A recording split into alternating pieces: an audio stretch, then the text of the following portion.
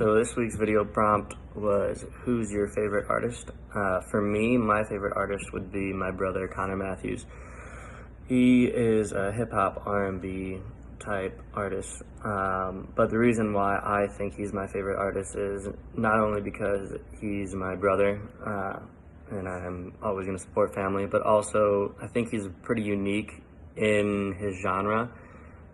being that he produces a lot of R&B type music with a little bit of a hip-hop flair, but just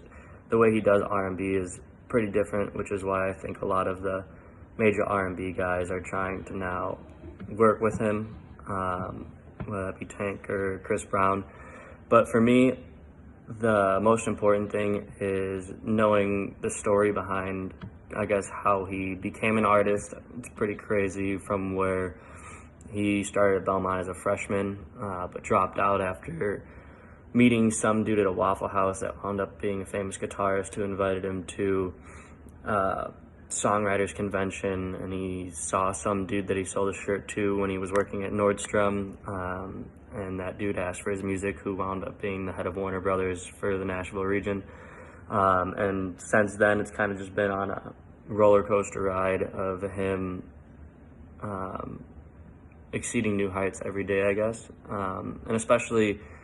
when I listen to his songs, I know all the stories that he's talking about, because all the songs that he's written and have sang have happened to him, and it's been some type of story in his life. So I just really enjoy listening to that,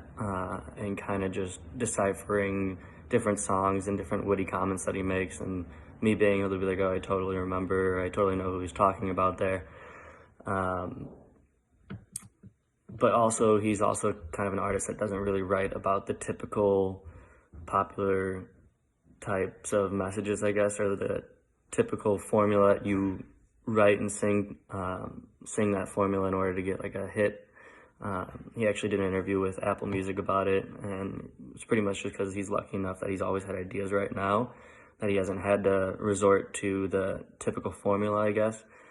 But yeah, I would say number one reason why he's my favorite artist is because there's a story behind it, and there's a lot of underlying witty comments that he makes that you might not really get until you listen to the song 2 or 3 times. But yeah, just knowing the story is pretty important, and being able to follow along with the story in kind of like a hip-hop R&B way, where usually I'm used to country music telling a story,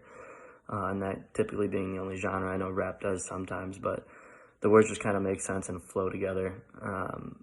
and understanding that story is pretty important.